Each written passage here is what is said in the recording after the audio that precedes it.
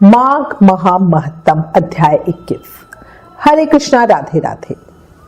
माघ महीने में संगम तट या किसी भी धर्म स्थल में स्नान, दान और पूजा पाठ से जन्मों के पाप मिट जाते। इस मास में किए गए किसी भी कर्म का फल हमें कई गुना होकर मिलता है। अच्छा कर्म करेंगे वो भी कई गुना होकर मिलेगा, बुरे कर्म करेंगे वो भी कई गुना होकर मिलेगा, है ना।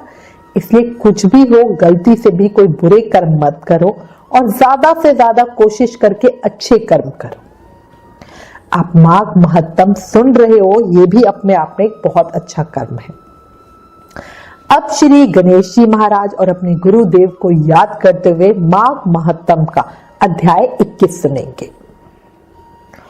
मूसक वाहन साजते एक दंत भगवान, नमन करु गणदेव जी आओ बुद्धि निधान।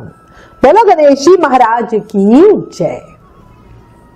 गुरु की कृपा हो शिष्य पे, पूर्ण हो सब काम। गुरु की सेवा करत ही मिले ब्रह्म का ध्यान। बोलो गुरुदेव महाराज की जय। कल हम माघ महामहत्तम के अध्याय 20 में लोमेश ऋषि द्वारा वर्णित ब्राह्मण देवदूती और राजा चित्र की मुक्ति की सुंदर कथा का श्रवण किया था। अब आगे लोमेश ऋषि के श्रीमुख से माघ महास्नान का फल सुनकर ब्राह्मण वेद नीति, उनके पिशाच रूपी पुत्र और सभी पिशाचनी स्त्री गंधर्व कन्याएं उनके साथ माघ स्नान के लिए चले गए।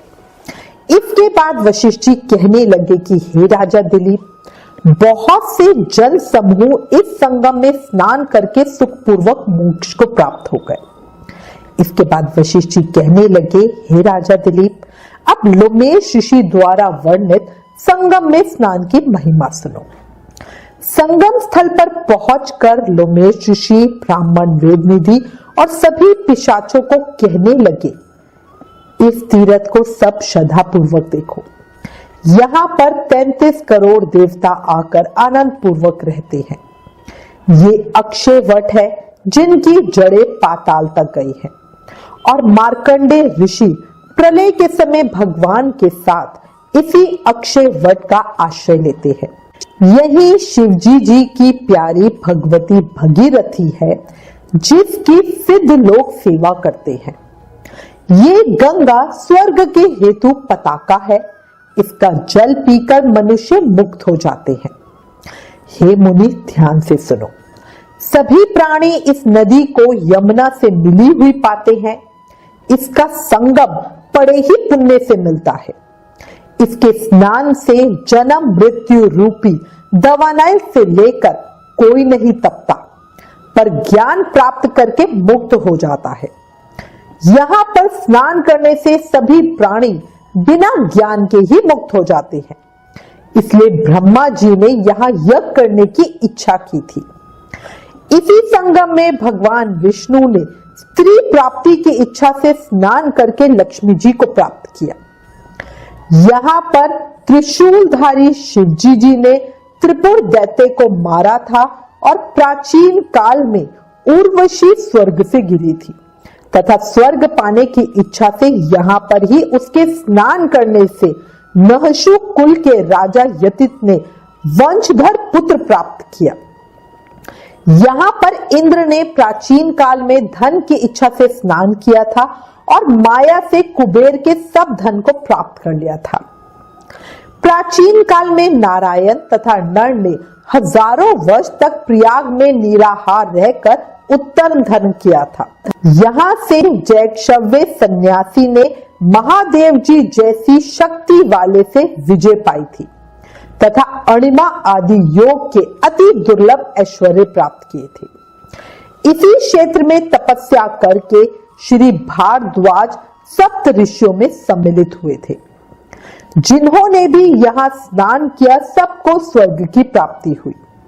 इसलिए हमारे विचार से तुम सब भी त्रिवेणी में स्नान करो। इस स्नान से पहले किए हुए तुम्हारे सब पाप नष्ट हो जाएंगे और संपूर्ण वैभवों को प्राप्त हो जाओगे।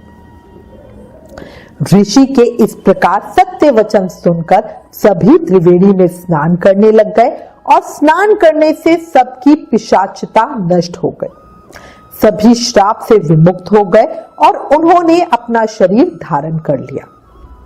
वेद निधि ब्राह्मण ने अपने पुत्र को देखकर प्रसन्नचित होकर लोमेश ऋषि को स्तुति प्रणाम आदि से संतुष्ट किया और कहा कि आपके अनुग्रह से ही ये सब श्राप से विमुक्त हुए।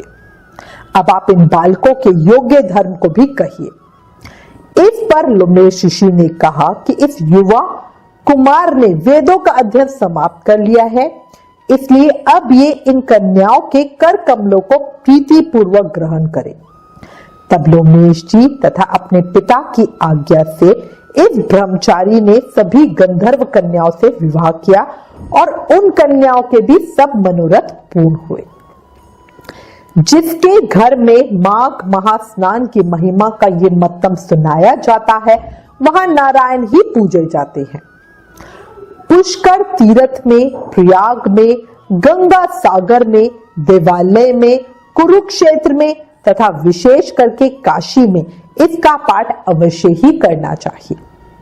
पुष्कर तीर्थ में ग्रहण के समय पर इसके पाठ का दुगना फल मिलता है और मरने पर वैष्णव पद की प्राप्ति होती है। माघ महा महत्तम अध्याय 21 समाप्त।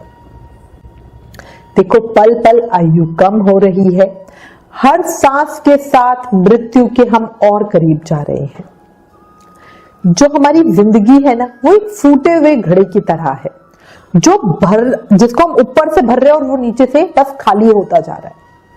जिस वक्त हमारा जन्म होता है उसी वक्त हमारी मौत की भी तारीख निश्चित हो जाती है और हम जो ये जीवन से मौत का ये सफर है, बस इस यात्रा को कर रहे हैं।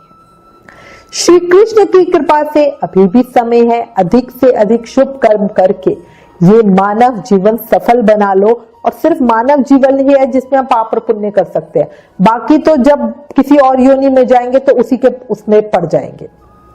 ये याद रख लो, मन में बसा लो, जीवन का कोई भरोसा नहीं है, इसलिए अभी भी समय है। ज्यादा से ज्यादा नाम जाप करके जन्म मृत्यु के चक्र से ही मुक्ति पालो और सीधा ठाकुर जी के धाम पहुंच जाओ। सबसे सरल तरीका है, कलयुग केवल नाम आधारा। सिर्फ नाम जाप करके कलयुग में भक्ति, मुक्ति, शक्ति, प्रेम सब पाया जा सकता है। अपनी हर सांस के साथ, हर समय मन से, प्रेम से, भाव से बस रटते रहो, रटते रहो, रटते रहो। हरे कृष्ण कृष्ण कृष्ण हरे हरे, हरे Ram Ram Ram Hare Hare. Please in videos को ज्यादा से ज्यादा शेयर करके माघ मास के प्रभाव को, उसके महत्व को सबको बताओ। अपने शास्त्रों का ज्यादा से ज्यादा प्रचार करो, ये भी एक सेवा है। राधे राधे।